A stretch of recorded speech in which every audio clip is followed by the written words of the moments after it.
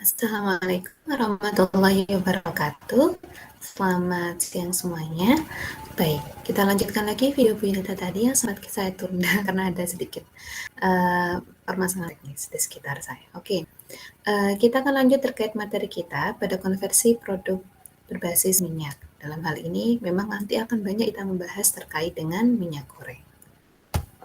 Oke, kalian juga sudah bisa lihat share materinya di Google Drive yang linknya sudah saya share di Google Classroom ya. Sama seperti yang tadi di video pertama, saya akan memanggil kalian satu persatu, di mana nanti kalian harus menyimak pertanyaan dari saya, lalu menjawabnya di WA pada hari ini untuk absensinya. Baik, kita buka dulu PPT-nya. Minggu ke-11 kita ini, minggu ke-9 ini adalah konversi di produk minyak. Oke, di pertemuan yang di video yang lalu saya sudah panggil Mbak Rohmatun, Mbak Zaskia, Mas Sahrul. Oke, siap-siap ya berikutnya. Baik, nah kalau yang sebelumnya saya sudah bahas terkait dengan review terkait materi sebelumnya, terkait materi lemak di PBAI ataupun kimia dasar. Sekarang kita fokus kepada ini, proses-proses kimia yang sering terlihat dalam konversi minyak atau lemak. Oke, jadi seperti yang sudah saya jelaskan tadi, minyak atau lemak ini kita akan bahasnya banyaknya adalah kelapa sawit, minyak sawit. Minyak sawit itu, ketika kita bahas minyak sawit, apakah serta-merta ketika kita melakukan proses ekstraksi dari minyak sawit dengan proses pengepresan seperti yang saya ajarkan sebelumnya, apakah lalu akan menjadi minyak goreng? Tentu tidak. Jadi, ada kalanya untuk mendapatkan suatu produk itu proses pengolahannya tidak cukup dengan metode yang secara fisik atau yang kita pelajari di satuan operasi, tapi juga perlu tambahan proses-proses di bagian kimiawi. Nah, seperti salah satunya pengolahan minyak sawit menjadi ini adalah beberapa produk pangan. Jadi, setelah diekstraksi minyak sawitnya pun dibutuhkan proses berupa refining atau pemurnian. Dan dari proses pemurnian ini baru kita dapatkan proses pemurnian dan juga fraksinasi, baru bisa kita dapatkan frying atau cooking oil. Lebih lanjut, ternyata dengan penambahan beberapa proses secara kimia lain, ternyata kita bisa dapatkan beberapa produk pangan lain loh dari minyak sawit. Seperti kalau kita lakukan proses hidrogenisasi pada produk hasil refinasi dan juga fraksinasi, kita akan dapatkan ini, margarin, shortening, coating fat, confectionery fat, coffee whitener, bahkan serta biskuit creamer. Nah, ini menarik sekali. Oke, pertanyaan berikutnya saya berikan kepada Mbak Laili Rahmadina. Tolong diberikan perbedaan antara vegetable ghee atau vanaspati, frying fat, margarin, shortening. Ini aja dulu. 4 ini dulu, apa bedanya dari keempatnya? Selain ini, kalau dilihat di sini udah kelihatan Bu, prosesnya berbeda. Nah, tapi saya ingin kamu menjawabnya dengan baik. Kalau perlu ada gambar, silakan dikirim di grup WA. Oke, Mbak Leli sudah? Kita lanjutkan lagi. Nah, selain itu juga ada nih yang menarik. Produk minyak kelapa sawit itu ternyata kalau ada proses hidrogenisasi atau asidolisis atau interesterifikasi atau blending jadi produk ini nih, CBE, CBS, dan CBX. Apa ini? Nah, ini sebenarnya saya kalau kalian nanti ngambil mata kuliah TMEO ini ada satu mata kuliah khusus. Jadi ini adalah kakao atau minyak tiruan kakao yang didapatkan dari minyak sawit. Untuk pertanyaan ini terkait CBE, CBS, dan CBX, tolong Mas Muhammad Effendi Faisal dicari apa saja perbedaan dari 3 kelompok ini. Nah, yang menarik lagi juga nih bisa dilihat, ternyata minyak sawit ini, ingat ya, kalau kita melakukan proses pemurnian lebih fokus lagi sampai ke proses distilasi molekuler, bisa kita dapatkan vitamin E dan vitamin A, ya. Di mana kita tahu pada minyak sawit itu mengandung beta karotin yang merupakan provitamin A. Ya, jadi ini bagus sekali. Dimana kalau kita tahu minyak goreng kan sendiri ada fortifikasi vitamin A-nya ya. Nah, ini daripada dibuat secara kimia kan mendingan diambil dari proses pengolahan minyak sawitnya gitu. Nah, termasuk juga di sini ada proses esterifikasi glikolisis yang menghasilkan food emulsifier. Seperti yang saya jelaskan sebelumnya, bahwa minyak itu memiliki 2 bagian komponen, yaitu yang hidrofilik dan hidrofobik. Nah, itu kalau dikembangkan lebih lanjut bisa jadi food emulsifier yang pastinya halal karena dibuat dari tanaman atau nabati minyak sawit. Nah, ternyata proses pengolahan itu dengan berprinsip kimiawi tidak hanya menghasilkan produk pangan, tapi bisa menjadi produk oleokimia. Apa itu produk oleokimia?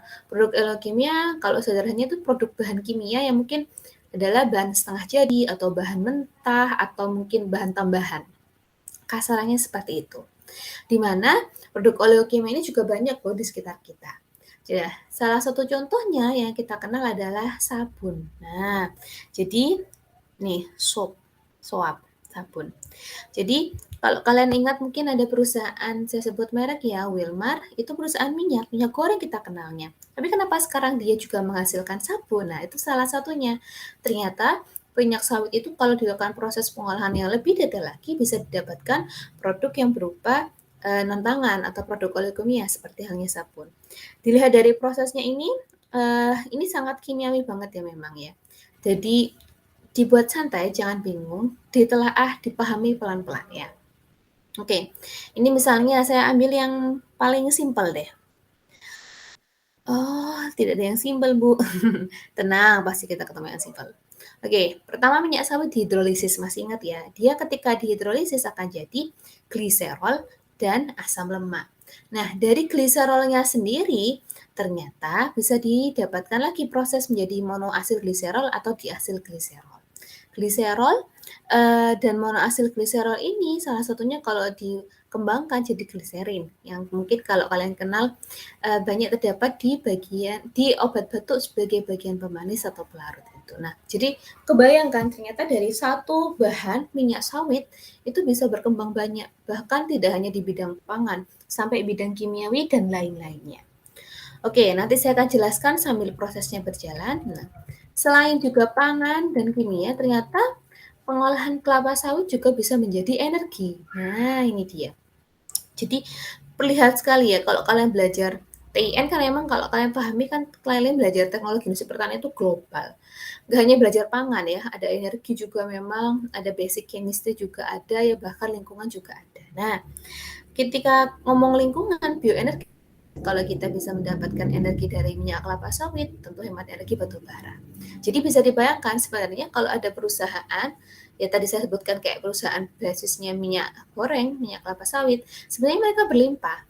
Dengan dari satu pengolahan minyak sawit pengepresan, mereka bisa dapat minyaknya dalam bentuk pangan, diproduksi lebih lanjut jadi bahan oleokimia. Nah, ini kalau kalian pahami ini sebenarnya adalah limbah-limbah.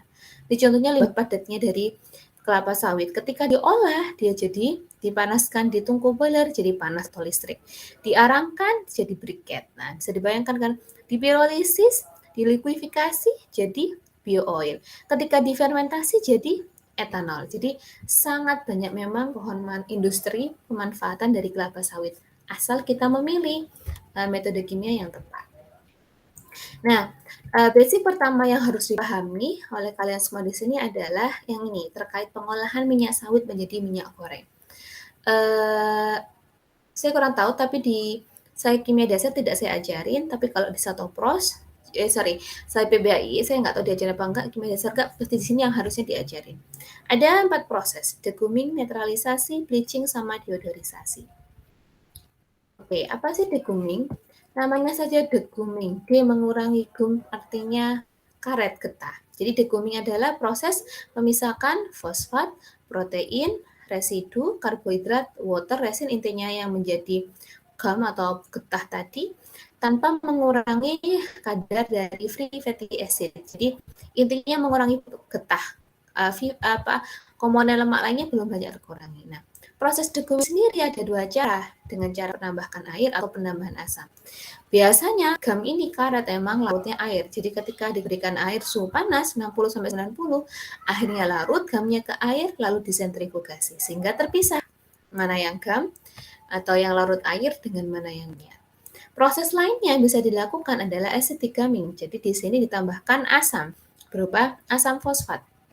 Jadi asam fosfat ini reaksinya ketika asam fosfat direaksikan dengan komponennya adalah contohnya fosfolipid, dia akan menjadi gliserol dan gum. Jadi, yang jadi kotorannya tadi akan yang di fosfolipid ini contohnya, dia akan terikat di fosforilik asid jadi gliserol sama gum ini. Jadi, dimurnikan secara kimiawi. Kalau yang water ini secara fisik gitu. Bahkan sekarang sudah ada pengembangan pakai enzymatically hydrolysis. Jadi ini dipotong ikatan ini untuk dari ikatan fosfolipidnya ini. Oke, saya lanjut dulu. Ini proses degumingnya intinya menghilangkan getah atau lendir tanpa mengurangi jumlah asam lemak bebas dalam minyak. Ini prosesnya, minyak kasar diaduk pada suhu yang 80 derajat, tambahkan asam fosfat, diaduk lagi, baru dipisahkan gamnya dan dibuang. Oke, tahap berikutnya adalah netralisasi. Jadi netralisasi ini yang baru poin utamanya, membebaskan asam lemak bebas dari minyak dengan cara apa? Direaksikan dengan basah, sehingga membentuk sabun, menetralkan. Jadi karena mau menghilangkan asam, kita tambah basah, makanya reaksinya namanya netralisasi. Jadi ini ceritanya. Nah, kita tahu bahwa sebenarnya yang menjadi komponen asam lemak bebas ini biasanya dari mana? Asam lemak bebasnya atau ini monoasil gliserida atau diasil gliserida ini dua-duanya pengotor ya. Ketika direaksikan dengan NaOH dia jadi gliserol sama sabun. Nah, jadi sabunnya ini yang bagian dari asam lemak bebasnya ini kemudian yang dihilangkan. Oke, proses lain atau nama lain dari netralisasi adalah deasidifikasi, mengurangi keasaman karena menghilangkan tadi asam lemak bebas atau netralisasi. Oke, prosesnya sama tadi ya, ditambahkan dengan basah, kemudian nanti ketika minyak atau lemak yang memiliki kandungan asam lemak bebas lebih dari 5%, biasanya jadi kental, viskos. Nah, inilah nanti yang menunjukkan bahwa memang banyak yang harus dihilangkan atau dibersihkan. Nanti sabunnya dihilangkan tadi. Jadi, deacidification-nya nanti dilakukan dengan cara dinetralisasi, terus nanti didistilasi sehingga sabunnya kepisah atau mungkin dilakukan proses solvent extraction. Jadi sabunnya kepisah dengan bagian lemak. Nah, ini prosesnya netralisasi degum oil. Jadi yang pertama harus lewat dulu ya, degamingnya dulu, baru dinetralisasi dengan cara apa? Tambahkan NaOH 16Be. Nah, 16Be ini apa? Ini saya minta Mas Rizky Ahmad Maulana cari definisi terkait 16Be pada NaOH dan tolong diberikan penjelasan proses netralisasinya seperti ini. Oke, saya skip ya.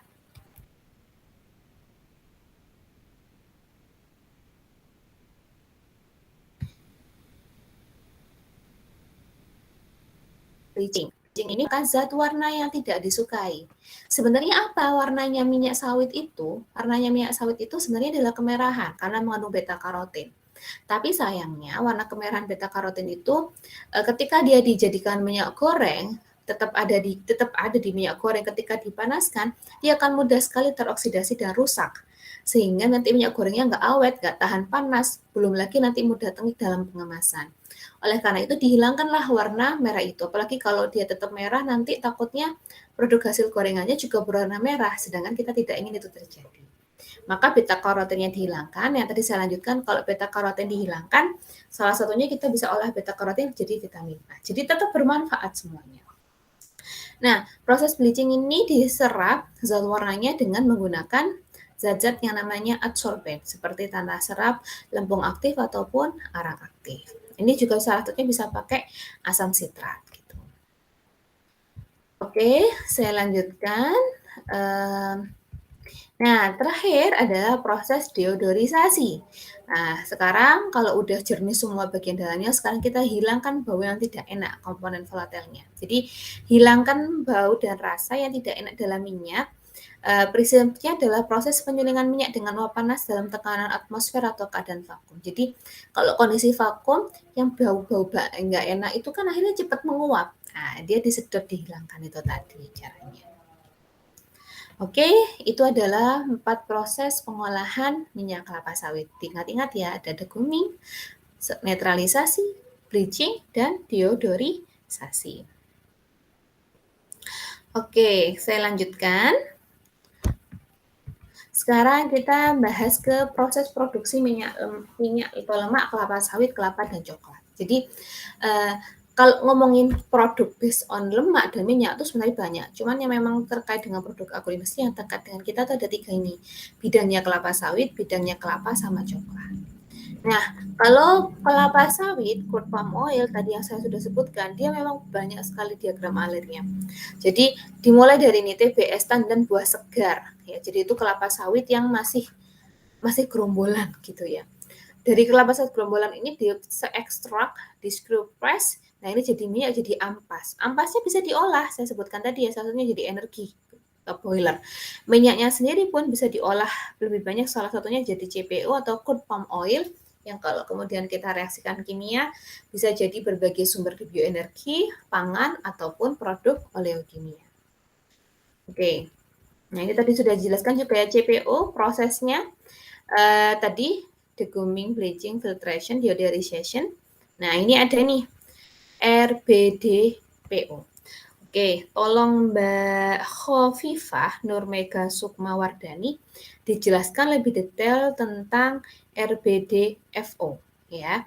RBDFO, kemudian juga ini PFAD sama fraksi stearin dan olein. Ini intinya diagram ini tolong dijelaskan lebih lanjut. Kata kunci utamanya sih harus jelaskan dulu RBDPO-nya. Oke, sebenarnya gampang nih Mbak Nur Khoifah karena saya sudah jelaskan di file sebelumnya. Nah, saya lanjutkan nih, sekarang ke minyak kelapa sawit. Nah, minyak kelapa Minyak kelapa ini juga salah satu sumber minyak yang banyak dipakai di Indonesia. Nah, dari manakah kita bisa mendapatkan minyak kelapa? Nah, karena kalau kita kelapa sendiri yang kita dapatkan bukan minyak sebenarnya, tapi santan. Nah, santan itu merupakan emulsi. Jadi santan itu adalah emulsi atau koloid antara minyak dan lemak. Nah, bagaimana cara mendapatkan si minyak dari santan? Ini caranya ada 2 cara.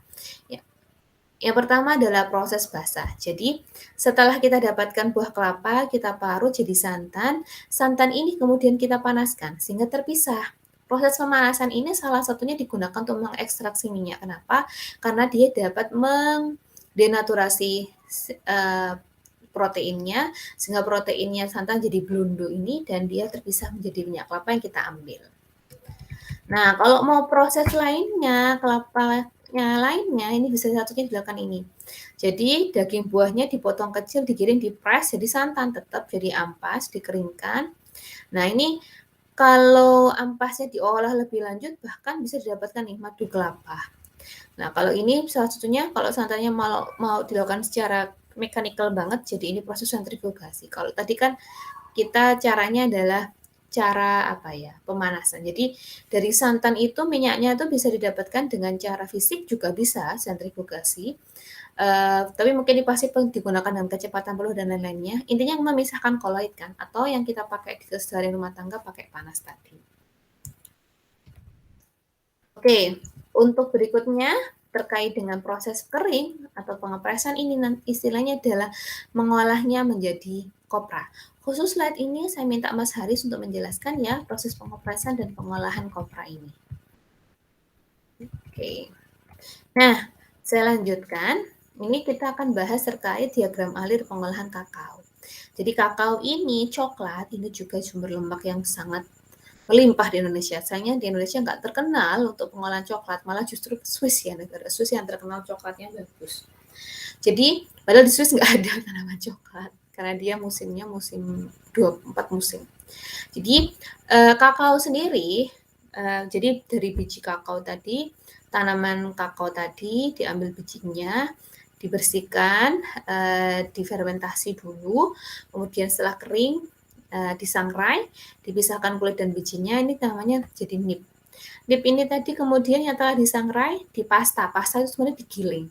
Jadi ketika digiling, dia di sini mau dijadikan 2 proses boleh. Mau langsung diolah, jadi pasta kakao diolah dengan tambah gula, susu, dan bahan lainnya menjadi liquid cocoa chocolate atau coating, atau diolah dulu, dipres, didapatkan cocoa cake sama cocoa butter. Jadi inilah cocoa butter inilah. Jadi khusus pada kakao ini nggak disebutnya sebagai fat, nggak lemak, tapi butter. Kenapa? Karena memang mudah leleh sekali. Kalau kalian makan coklat yang enak tuh kan taruh di mulut, suhu mulut kan cuma 35, 37 tuh langsung nyes gitu. Itu enaknya banget cocoa butter ini. Oke, jadi di-press boleh atau nggak di-press boleh, baru kemudian diolah. Makanya ada namanya coklat putih. Coklat putih itu sebenarnya apa sih? Nah, saya minta Mas Ahmad Afifuddin untuk mencari perbedaan apa itu coklat putih, dark coklat, coklat susu, dan jenis-jenis coklat lainnya. Ini contoh coklat tadi ya saya sempat bahas, silakan nanti bisa dilanjutkan Mas Afifuddin. Nah, sekarang kita bahas terkait dengan reaksi kerusakan minyak dan lemak.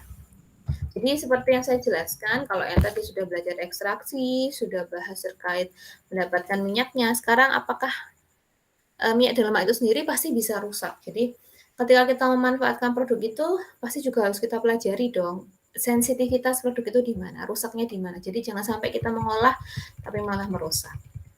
Oke, yang pertama, minyak atau lemak itu bisa rusak karena proses hidrolisis ya. Jadi hidrolisis ini yang pertama kali menyebabkan kerusakan minyak atau lemak. Hidrolisis itu sebenarnya adalah reaksi pemisahan antara asam lemak dan gliserol. Sebenarnya reaksi ini bisa dikatakan merusak, bisa juga dikatakan tidak. Dikatakan merusak jika kita memang tidak ingin dapatkan gliserol atau asam lemak, tetap maunya lemak. Jadi proses menggoreng ya. Menggoreng itu kan panas. Produk yang digoreng ada airnya. Nah, airnya itu yang kemudian menyebabkan bereaksi dengan lemak sehingga terhidrolisis. Jadi ya lemak, asam lemak dan gliserol itu nggak kita inginkan. Jadi kerusakan ketika menggoreng ada air dari bahan itu jadi hidrolisis. Tapi hidrolisis itu juga sebenarnya kita manfaatkan. Salah satunya tadi, kalau di proses oleokimia kita mau mendapatkan gliserol, tentu kita harus melakukan proses hidrolisis. Jadi harus dipahami memang ya. Merusaknya saat kondisi apa, tidak merusaknya saat kondisi apa. Nah, berikutnya ada proses pembentukan keton. Jadi pembentukan keton ini terjadi melalui penguraian dengan cara hidrolisis ester. Kalau pembentukan keton ini tidak diinginkan, kenapa? Karena pembentukan keton ini salah satunya juga bagian dari proses pembuatan bau tengi gitu. Jadi esternya yang di asam lemak tadi juga terhidrolisis sehingga dia terbentuk itu keton tadi yang O bulat ini, itu namanya keton. Ini tidak diinginkan dan merusak, nanti timbul bau seperti ini. Dan juga ada produk sampingnya yaitu karbodioksida. Berikutnya adalah reaksi oksidasi. Hampir ya, saya sudah jelaskan juga di kimia pangan, kalau oksidasi ini pasti semuanya nggak suka. Ya, karena oksidasi itu bikin tengi ya. Oksidasi ini adalah reaksinya si minyak atau lemak dengan oksigen ya, seperti ini. Jadi ketika asam lemak atau minyak atau lemak bereaksi dengan oksigen, dengan adanya cahaya dan panas, dia jadi peroksida. Dan peroksida ini kalau di reaksi lebih lanjut, dia menjadi bau tengi. Oke, nah khusus untuk slide ini saya minta Mas Ahmad Lutfianto untuk menjelaskan bagaimana proses oksidasi itu terjadi. Kok ini bisa jadi ceritanya oksidasi berantai atau ada produk-produk ini. Nah, dan bagaimana ini merugikan terkait dengan minyak atau lemak ataupun dalam kehidupan sehari-hari. Nah, terkait hal untuk melindungi tadi adanya proses oksidasi, maka kita kenal sebagai adanya produk antioksidan. Ada BHA, BHT, TBHQ, karoten, metilsilikon, lecitin, dan asam sital. Jadi saya yakin kalau kalian makan snack, di komposisinya juga biasanya ada produk-produk ini antioksidan. Nah, yang agak menarik lainnya yang ingin saya coba bahas adalah ini, kayak karoten atau provitamin A. Tadi sebenarnya udah ya. Sebenarnya dia adalah produk yang bersifat antioksidan. Tapi kenapa kok di minyak atau lemak dihilangkan? Tadi saya sudah jelaskan ya. Dia bikin bau tengi tadi. Sebenarnya kalau saya katakan agak rugi sih Indonesia itu. Dia punya sumber ya, provitamin A, tapi malah dibuang di minyak. Dibuang kemudian dimurnikan lagi jadi vitamin A, dimasukin lagi. Agak rugi. Sebenarnya kalau saya sering diceritakan sama dosen saya juga, ini kebijakan yang kurang tepat. Baiknya sih harusnya minyak sawit itu tidak dimanfaatkan sebagai minyak goreng, kalau kata dosen saya. Baiknya itu minyak sawit itu ya kalau memang dimanfaatkan beta karotennya, dimanfaatkan kayak kalian minyak sayur atau saya sebut ya kayak di minyak mie goreng gitu. Nah, kayak gitu. Jadi minyaknya tuh di jumlah sedikit aja dimanfaatkan dan, kayak minyak sawit itu kan sebenarnya juga rasanya enak gitu kan, nggak perlu banyak dikit. Nah, kalau minyak gorengnya lalu apa, Bu? Kita punya minyak kelapa yang juga berlimpah. Agak lucu memang negara kita ini, saya nggak tahu ya itu kalau kata dosen saya tuh ya seperti itu yang dulu saya kuliah di IPB itu. Kita bukan sebenarnya kita bukan sawit negara penghasil sawit kan, sampai kita akhirnya membuka banyak hutan untuk jadikan perkebunan sawit. Padahal kalau ngomong kelapa, Indonesia dengan perairan yang banyak itu, perairan laut itu hampir di setiap posisinya pada setiap ada pohon kelapa. Nah, itu sebenarnya potensi udah besar, ngapain malah kita sia-siakan potensi kelapa ini. Nah, mungkin nih dari teman-teman ini ada yang punya ide perlombaan agronomi terkait kelapa itu bagus nih poinnya. Tapi bukan berarti yang kelapa sawit juga nggak bagus, karena kita juga malah jadi penghasil kelapa sawit terbesar loh. Karena apa? Ya karena tadi kebijakan pemerintah kita cukup wow, sehingga sekarang hampir Indonesia ini jadi kalau nggak salah eksportir kelapa sawit nomor 2 atau nomor 3, cukup besar sekali. Oke, saya lanjutkan bahasannya terkait kelapa sawit dan beta karoten. Nah, ini ada namanya reaksi polimerisasi. Oke, reaksi polimerisasi ini intinya dia adalah suatu reaksi adanya terbentuknya polimer atau menjadi molekul yang lebih besar, itu intinya. Jadi molekul-molekul yang ada di dalam minyak atau lemak itu berganti jadi lebih besar. Polimerisasi ini terjadi khususnya pada mana? Di bagian tidak jenuh. Ya, jadi justru minyak yang tidak jenuh itu justru dalam tanda petik mudah atau rentan rusak gitu ya. Salah satu faktornya yang menyebabkan terjadinya proses polimerisasi adalah ini, proses penggorengan. Nah, kalau tadi di yang slide sebelumnya saya minta siapa ya tadi, Mbak Rohmatun kalau nggak salah, untuk menjelaskan terkait dengan SNI atau aturan dari minyak goreng. Sekarang gantinya Mbak Adinda, tolong coba dijelaskan atau cari fakta-fakta atau cek data minyak jelantah tuh karakternya seperti apa sih, sehingga kita tahu oh yang namanya minyak jelantah tuh gini. Nanti kelihatan bedanya jawabannya Mbak Adinda sama Mbak Rohmatun Nazilah. Minyak jelantah sama minyak goreng yang bagus itu apa yang berbeda di karakternya gitu ya. Oke, lanjutkan dulu. Jadi polimerisasi itu terjadi percepatannya karena ada penggorengan, ada oksigen, minyaknya berkualitas rendah. Nah, nanti jadi cek datanya juga Mbak Rahmatun Nazila dan waktu pemanasan yang terlalu lama. Nah, ini polimerisasi menyebabkan peningkatan kekentalan minyak, penurunan bilangan iot dan juga kerusakan lainnya pada minyak nih. Semakin banyak kandungan asam lemak tidak jenuh, justru laju polimerisasi semakin cepat. Ini secara reaksinya. Nah, polimerisasinya ada dua. Ada namanya reaksi dimer dan trimer. Oke, saya langsung masukkan ke sini. Jadi kalau dimer itu asam trigliserida kan 3 tangan ya. Jadi gambarannya kalau dimer itu 2 tangan bergandeng. Kalau trimer berarti 3 tangan tergandeng. Apakah penggandengan dimer dan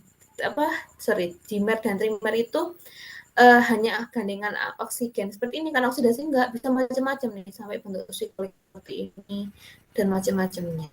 Jadi memang bisa dibayangkan ya, memang proses penggorengan itu proses yang tidak hanya menghasilkan bahan yang enak, tapi pengerusakannya sangat wow, khususnya pengerusakan pada minyak goreng jadi minyak jelantah itu tadi. Oke, saya lanjutkan. Ini masih proses polimerisasi tadi ya. Bisa dilanjutkan. Nah, sekarang kita masuk reaksi konversi minyak atau lemak.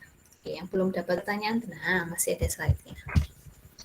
Oke, kalau ini sekarang kita bahasnya lebih kepada proses yang sifatnya adalah oleokimia.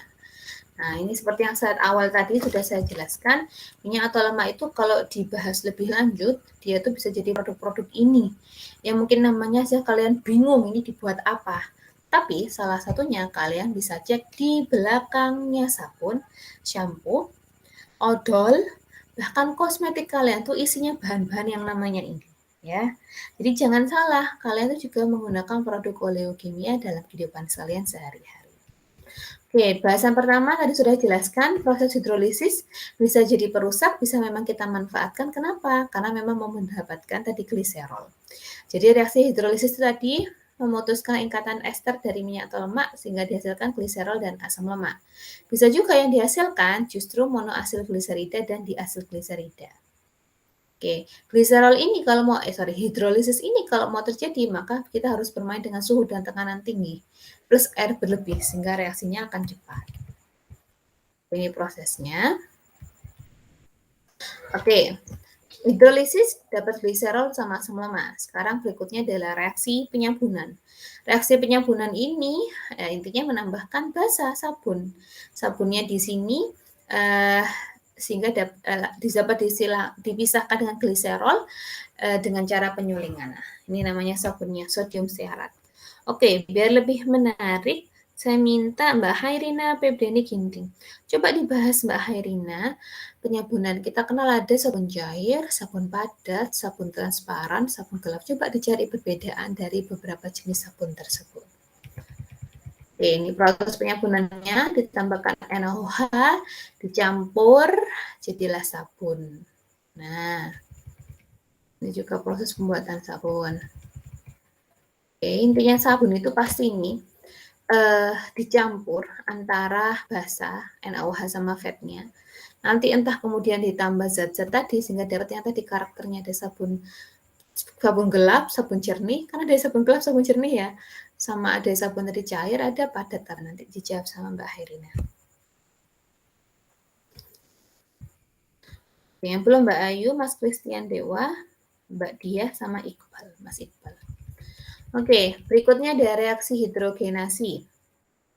Reaksi hidrogenasi itu intinya untuk menjenuhkan ikatan rangkap asam lemak. Jadi dari asam lemak yang punya ikatan rangkap, dia itu ditambahkan hidrogen sehingga ikatan rangkapnya ini putus. Ikatan rangkapnya ini putus, ada proses panas, ada katalis nikel, kuprum atau kromin. Nah, ini jadi asam lemak terhidrogenisasi.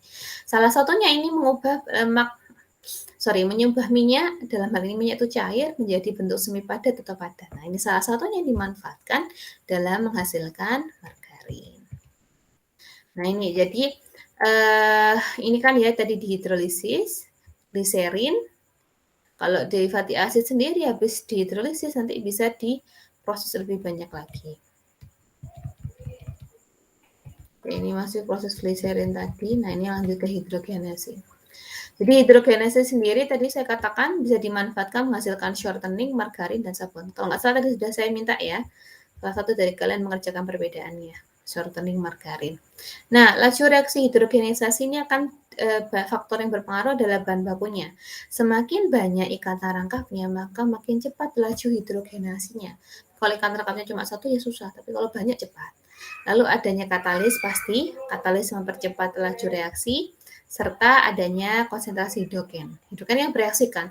Kalau yang bereaksinya makin banyak otomatis cepat, tapi kalau bahan yang direaksikan dikit ya pasti lambat. Lalu apalagi faktornya? Ada suhu reaksi.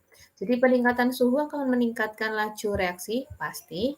Kemudian adalah tekanan. Umumnya peningkatan tekanan pasti akan meningkatkan laju reaksi, mengurangi selektivitas, dan mengurangi pembentukan asam trans. Nah, terkait asam trans, di sini saya minta Mbak Ayu Mutiara Sari, tolong dijelaskan apa itu asam trans, bagaimana proses perbentukannya, perbedaannya dengan asam yang tidak trans, asam cis, dan apa bahaya atau manfaatnya bagi kesehatan. Nah, kondisi proses hidrogenisasi ini bervariasi tergantung pada produknya. Salah satu contohnya ya, untuk dapat fatty alkohol, sekian tekanan, suhu, dan katalisnya. Oke, berikutnya ada interesterifikasi. Nah, kalau interesterifikasi itu intinya ester asam lemak itu direaksikan dengan beberapa zat. Bisa asam lemaknya, bisa alkoholnya, atau ester asam lemak lainnya. Interesterifikasi itu, atau kalau saya boleh katakan intinya ikatan esternya diputar-putar. Interesterifikasi itu. Pemutaran ikatan ester atau penggantian komponen di ikatan esternya trigliserida itu di sini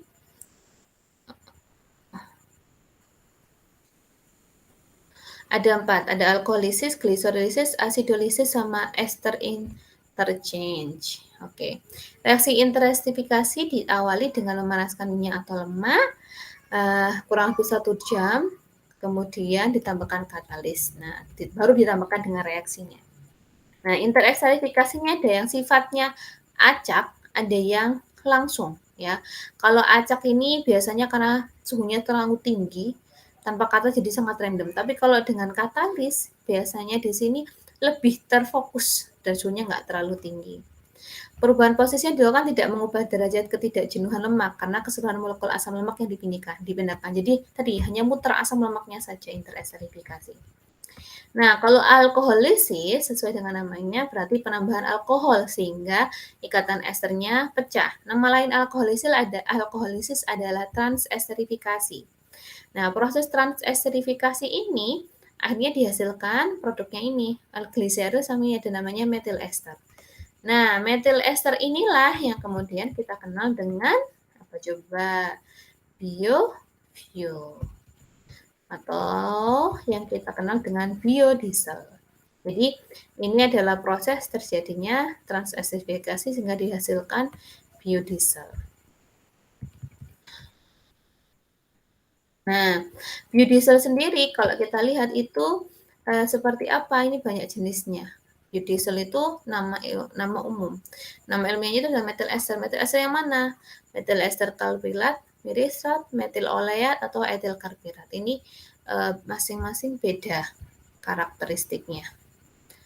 Oke, untuk proses transesterifikasi atau proses biodiesel ini, tolong Mas Christian Dewa Yuda untuk memberikan penjelasan prosesnya seperti apa dan yang dihasilkan adalah yang seperti apa. Langsung ini ya, ada dry washing sama wet washing. Nah ini, khususnya ini Mas Dewa, coba dijelaskan ya, biodiesel di sini kok jadi diesel B10 itu seperti apa prosesnya. Oke, saya lanjutkan. Ini yang belum saya ulang ya, berarti Mbak Dia, Mas Iqbal, Mbak Khairina ya. Semoga saya nggak salah. Saya nggak bawa checklist pulpen, saya hanya melihat HP. Oke, kalau gliserolisis, nah seperti sama ini ya, kalau lisis itu berarti pecah. Tinggal kalau alkoholisis berarti tambah alkohol. Kalau gliserolisis berarti tambah gliserol. Jadi ini gliserol ditambahkan, kita reaksikan dengan trigliserida. Jadinya akan dua kelompok, bisa diasil gliserol, monoasil gliserol. Ya, jadi dua ini. Kalau saya sebutkan tadi sebelumnya di atas diasil gliserol sama monoasil gliserol ini kan berbahaya Bu di minyak goreng, ngotor. Iya, tapi pada beberapa kondisi oleokimia justru kita pakai ini. Salah satunya di sabun tadi yang kayak saya contohkan sampo atau sabun cair kalian. Oke, berikutnya ada lagi yang namanya asidolisis. Pasti namanya asid dengan asam. Yang dipakai di sini bukan asam HCl tapi asam lemak. Jadi asam lemak tambahkan ke ester sehingga ketukar R-nya. Jadi esternya jadi R3, R2, awalnya kan hanya R1, R2. Kemudian asam lemaknya R3 jadi R1, jadi berputar. Lalu kalau ester interchange, maka di sini dengan ester-ester bertukar esternya ya. Ini R1, R2 jadi R3, R2, R3, R4 jadi R1, R4. Ini contohnya ya. Nah, reaksi lainnya adalah reaksi halogenisasi. Jadi halogenisasi itu intinya adalah memutuskan ikatan rangkapnya sehingga dia direaksikan dengan bromin, nah jadi satu ester jenuh. Adanya pemutusan ikatan rangkap inilah yang menyebabkan terjadinya penurunan bilangan iot gitu ya. Nah, sebenarnya apa sih fungsinya halogenisasi ini? Halogenasi ini diaplikasikan untuk menghasilkan turunan asam lemak terhalogenisasi yang dimanfaatkan sebagai anti-flammability. Jadi biar nggak mudah kebakar. Itu salah satunya pakai produk halogenasi ini.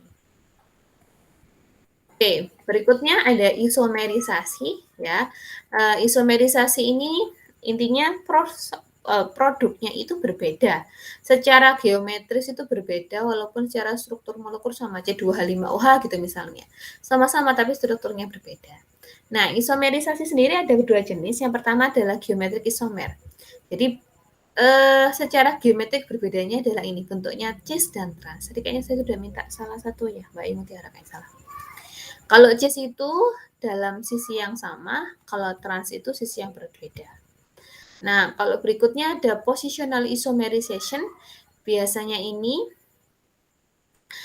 Lokasi kata rangkap sepanjang rantai asam lemak berbeda di antara masing-masing isomer. Jadi di sini tuh nggak hanya cis dan trans aja yang berubah, tapi posisinya jadi ketukar. Yang awalnya omega 3 jadi omega 6 jadi omega 9 dan seterusnya. Ya, jadi ini pertukaran dari posisinya tadi. Setelah ditukar urutannya bisa lagi ditukar jadi cis-cis, cis-trans, trans-cis ataupun trans-trans. Oke, berikutnya adalah reaksi amidasi. Oke, untuk reaksi amidasi di sini, jadi intinya berarti ditambahkan dengan amida. Amida ini adalah ini, dietanol amina ini. Jadi asam lemak ditambah dietanol amina menjadi dietanol amida. Nah, untuk tugas berikutnya ini, silakan Mbak Hairina coba ambil salah satu produk kamu, shampoo atau apa, atau sabun, carilah produk yang ada komponen amidanya ini, ya. Komponen amidanya, carilah 2 produk, lalu sebutkan namanya apa, dan itu fungsinya seperti apa. Tidak, kenapa kok misalnya sampo, kenapa kok ada dietanol amida, fungsinya apa sih, gitu ya. Oke, ini proses pembentukan dietanol amidanya. Jadi jadi asam lemak ditambah dietanol amina, atau prosesnya namanya proses amidasi, jadilah dietanol amida. Oke, ini sudah saya jelaskan tadi ya. Ups, nanti cari produknya dulu. Oke, ini ada slide yang berbeda.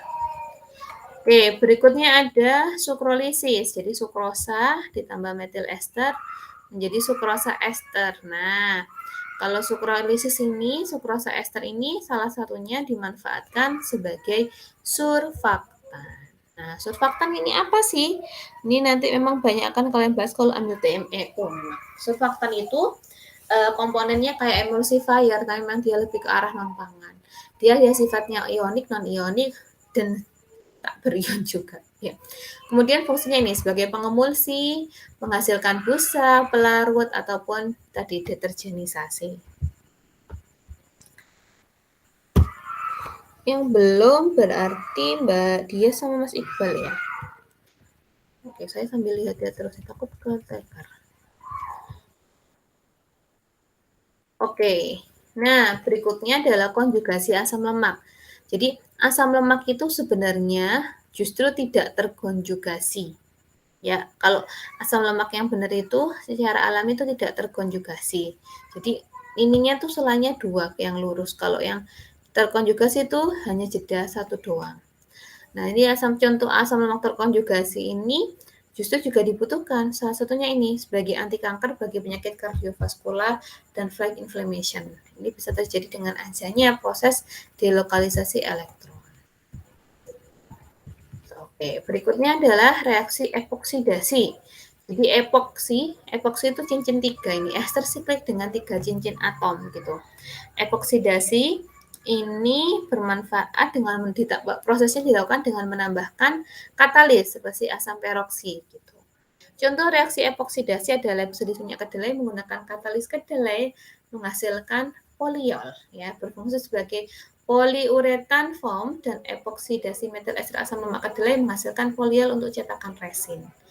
Nah, ini busa dan juga resin. Jadi memang banyak dimanfaatkan produk oleokimia ini turunannya untuk sabun. Oke, berikutnya selain epoksidasi ada etoksilasi. Jadi kalau etoksilasi ini ditambahkan oksida etilen sehingga asam lemaknya ini bersifat lebih larut di dalam. Nah, ini contohnya ini sodium dedosil sulfat menjadi sodium lauryl sulfat yang berfungsi sebagai foaming agent. Ini saya yakin banyak banget ya produk-produknya yang bisa kalian dapatkan. Oke, proses etoksilasi dilakukannya dengan cara memanaskan bahan baku, diumpankan ke stainless steel chemical reactornya, ditambah bahan bakunya ditambah dengan oksida etilen tadi ya, berarti lemaknya tadi ditambah atau bahannya ini ditambah dengan oksida etilen dan KOH sebagai katalisator. Gitu. Bahan baku yang digunakan bisa alkohol, asam lemak, amina ataupun fenol. Nah ini prosesnya etoksilasinya. Oke, setelah etoksilasi ada sulfatasi. Tuh, mainnya makin kimia semua kan. Ini semua tapi banyak dimanfaatkan, didapatkannya di produk-produk pembusaan sabun, sampo, deterjen. Kalau sulfatasi berarti penambahan gugus sulfat. Apakah harus SO3? Enggak. Bisa SO3, H2SO4, NHHSO3, dan seterusnya. Jadi sulfatasi itu minyak sama lemaknya ditambahkan bentuk ikatan karbon, oksigen, dan sulfur seperti gambar ini. Nah, proses ini perlu dihasilkan dari proses sulfatasi bersifat tidak stabil dalam air membentuk asam sulfat dan alkohol primer. Jumlah asam yang ditambahkan pada proses sulfatasinya ada 15-30%. Kemudian, nah ini secara proses aja nih. Yang jelas sulfatasi ini juga menghasilkan surfaktan. Selain sulfatasi ada sulfonasi. Kalau sulfonasi khusus SO3 yang direaksikan. Kalau sulfatasi tadi macam-macam. Kalau sulfonasi SO3, sulfur oksida, direaksikan akan menjadi masih tetap sama. Ini nanti akan bermainnya sebagai surfaktan. Kenapa ada khusus? Karena SO3 itu reagen elektrogen yang agresif, sangat cepat bereaksi.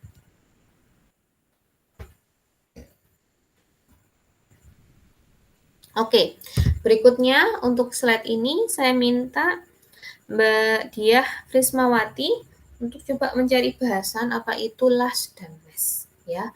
Metil etil sulfonat dan LAS ini. Kasih penjelasan aja apa sih mereka? Bisa dibaca di sini slide-nya, aplikasi di produknya seperti apa. Oke. Sama LAS tiga-tiganya ya. Dua-duanya. Oke, ada tadi sulfonasi. Mohon maaf ya Allah, mohon maaf ya, saya syutingnya malam hari banget ini, jadi agak ngantuk. Semoga yang mendengarkan tidak mengantuk. Ya, jadi sulfonasi intinya ditambahkan kalau sulfat tadi ada NO3, macam-macam lainnya jadi metil ester sulf. Nah tadi yang saya minta jelaskan. Mungkin tinggal Mas Iqbal ya yang belum ya. Oke, ini proses pembuatan MES. Nah, ini berikutnya adalah fatty alcohol. Kalau fatty alcohol ini berarti dia asam lemak tambah hidrogen ya. Jadi fatty alcohol dan air. Nah, fatty alcohol ini juga banyak sebagai bahan baku surfaktan. Namanya semua alkohol semua. Ini ada fatty amida. Jadi kalau fatty amida di sini nih. Jadi raw fatty acid asam lemaknya ini caranya adalah setelah dia didistilasi, disalifikasi, tambah etanol amida, sehingga jadi fatty amida. Oke, sekarang kita bahas PPO, pure plant oil. Plant oil adalah minyak yang diperoleh secara langsung baik dari pemerahan atau pengempahan biji sumber minyak, minyak yang telah dimurnikan maupun minyak kasar tanpa melibatkan modifikasi secara kimia. Disebut juga SVO, Stray Vegetable Oil. Nah, terkait dengan ini, saya minta Mas Iqbal untuk tolong jelaskan apa itu PPO ini. Lalu ada juga kita sudah mengenal VCO. Apakah VCO bagian dari PPO? Tolong dijelaskan. Nah, sekarang kita masuk, udah semua ya, kita masuk terkait, kalau udah semua berarti jangan-jangan udah nggak ada yang dengerin, pasti udah dengerin ya. Ini tadi ya, PPO tadi, ini proses minyak atau lemak diekstraksi, itu namanya CVO. Ketika dia di-decombing, diedifikasi, PPO. Kemudian kalau ada transferifikasi, dia jadi biodiesel. Oke, Mas tadi, Mas Iqbal ya tadi ya, bisa dipakai juga slide ini untuk menjelaskan apa itu PPO. Sama tadi saya minta penjelasannya mungkin terkait VCO, apakah sama? Nah, yang terakhir ini adalah bagian dari pengolahannya minyak atau lemak jadi namanya bio oil. Bio oil itu bukannya minyak, mungkin boleh diartikan sebagai minyak yang murni. Minyak itu kan biasanya kita kenalkan oil ya. Oil dalam ini kan berarti dari minyak bumi. Nah, kalau ini bukan dari minyak bumi, tapi dari tanaman. Bio oil ini bentuknya hampir sama kayak minyak bumi, dark liquid, smell like smoke, produced from biomass. Jadi yang kata kuncinya. Kenapa namanya bio? Karena diproduksi dari biomass. Bisa kayu, bak, paper, di mana reaksinya adalah pirolisis. Apa reaksi pirolisis? Nah, jadi pirolisis itu bagian dari pembakaran. Kalau kita pembakaran pakai oksigen, kalau pirolisis ini thermochemical decomposition kayak pembakaran tadi, tapi no oxygen, absence of oxygen, sehingga bisa dihasilkan tadi bio oil tadi. Pirolisis ini berbeda dari proses bertemperatur tinggi lainnya seperti combustion pembakaran dan hidrolisis. Kenapa? Karena nggak melibatkan oksigen, air, atau reaksi lainnya. Jadi benar-benar bahannya itu sendiri. Nah, kayak ini contohnya pirolisis kalau selulosa ketika dia tanaman ya. Kalau dia slow dia jatuhnya malah jadi karkol sama air. Ya, jadi kalau pembentukan arang itu kan ya bahan itu sendiri. Tapi ketika cepat, nah ini bisa jadi depolymerization level glukan. Kalau dikatalitik dengan alkali jadi hidroksikatalida. Ini contohnya. Jadi kita banyak loh kelompok biomas yang bisa kita manfaatkan jadi bio-oil. Kemudian ini caranya ketika dia dipanaskan dengan suhu tinggi tanpa bahan-bahan lain. Nah, ini ketika terjadinya prosesnya cepat, fast pyrolysis ini. Karkolnya dikit akan banyak liquidnya. Tapi kalau slow pyrolysis, nah ini banyakannya pasti karkol, 35%. Intermediate ya 50-50 lah. Kalau gasification di sini banyaknya justru malah karkolnya karena banyak gasnya tadi. Oke, nah ini lignolelulosa feedstock. Jadi ini proses-proses di mana kita manfaatkan selulose lignin yang bahan pakan itu jadi proses pirolisisnya. Nah, ketika proses pirolisis terjadi nih, seperti terkatakan tadi, dia pasti dominasinya pirolisis liquid atau bio-oil tadi, 66,5%. Apa sih isinya pirolisis liquid itu? Adalah komponen organik, gula sakarida, anhidrous gula, aldehid, furan, keton, alkohol. Ini bisa digunakan untuk fuel atau bahan bakar. Karkol juga dihasilkan hanya 12,2%, ini bisa diolah lebih lanjut. Gas-gasnya juga banyak, ada gas hidrogen, CO, CO2, CH4, dan lain-lainnya.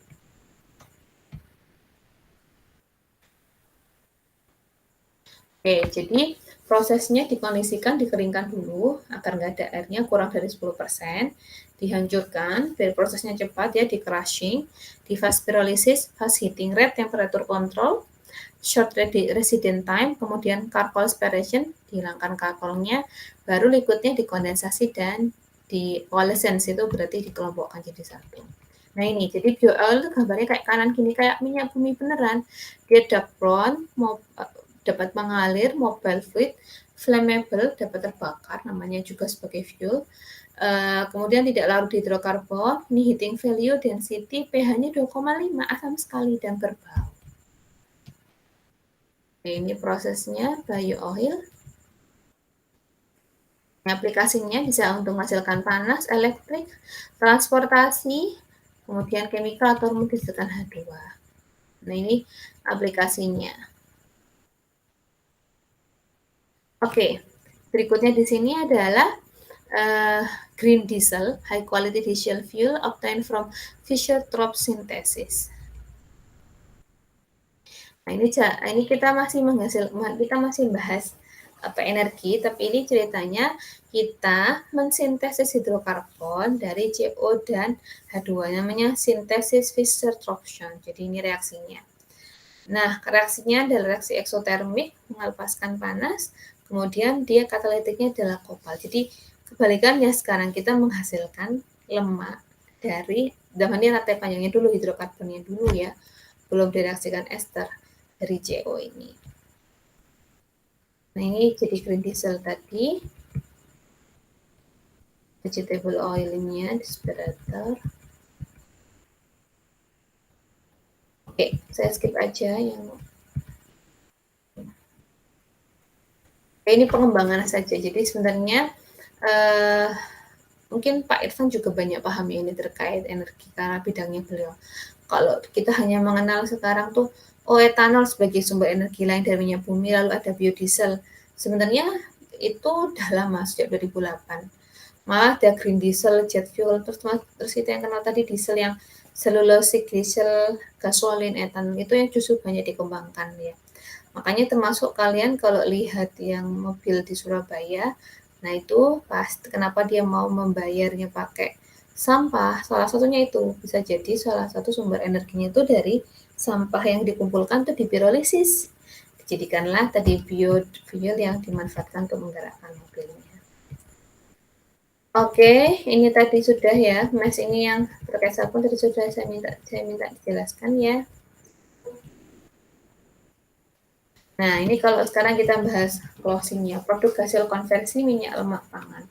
Seperti yang saya jelaskan sebelumnya, produk minyak pangan ini nggak hanya di pangan, tapi non-pangan juga ada. Ini contohnya pangan ya, ada minyak goreng, margarin, shortening, ghee, kopi CBS, RBDO, RBD stearin, dan lain-lainnya. Nah, kalau yang non-pangan ini tadi saya katakan, PPO, fatty alkohol, sabun, asam lemak, fatty amida, metal ester, beberapa surfaktan yang juga kalian banyak digunakan di sabun dan lain-lainnya. Nah, jangan salah, ternyata aplikasi lainnya juga bisa dimanfaatkan untuk salah satunya ini, enhance oil recovery, untuk ngambil minyak bumi lebih banyak lagi. Ini nggak saya banyak jelaskan ya, memang. Oke, selain itu juga banyak dimanfaatkan di mana? Agrochemical. Agrochemical ini sebagai bahan penyemprot atau pestisida dan lain-lainnya. Lalu juga untuk industri karet, jangan salah ya, tadi surfaktan-surfaktan resin di sini. Kemudian juga kertas, ini juga ada banyak lagi dari produk oleokimianya, logam untuk menghasilkan apa namanya alloy ini. Lalu untuk tekstil tadi biar kainnya tidak mudah kebakar dan lain-lainnya. Pastinya pangan, ini banyak sekali manfaatnya. Lalu kosmetik ya, tadi saya sudah jelaskan di sabun sampo kalian ini banyak sekali. Pasta gigi. Nah, ini beberapa contoh riset berbahan terkait berbasis terkait minyak bumi yang dilakukan di UPB. Oke, terima kasih. Oke, jadi itu penjelasan Bu Yunita terkait dengan materi di konversi bahan berbasis minyak atau lemak. Saya tunggu setelah mendengarkan kuliah ini, saya minta kalian untuk menjawab pertanyaan saya di grup WA. Kalian tulis dulu pertanyaannya apa, jawabannya apa. Nanti kita bisa lanjutkan diskusi lebih banyak di grup WA. Untuk kode absensi sudah saya share di Google Classroom. Silakan absen. Nanti akan saya aksesi absennya kalau kalian sudah menjawab di WA. Sekian untuk kuliah kita hari ini ya, nggak ada kuis, sudah saya minta sesuai dengan tugas absensinya. Terima kasih, semoga bermanfaat. Oh ya, minggu ini juga deadline pengumpulan submit jurnal yang sudah. Kalau belum submit nggak apa-apa, dikumpulkan dulu terkait jurnal reviewnya. Oke, itu kuliah dari saya. Semoga bermanfaat. Terima kasih. Wassalamualaikum warahmatullahi wabarakatuh. Selamat sore. Oke, lupa. Kita tutup dengan berdoa ya. Semoga berkah. Berdoa dipersilakan. Berdoa ada baju kupan. Saya mohon maaf atas banyak kekurangan. Wassalamualaikum warahmatullahi wabarakatuh.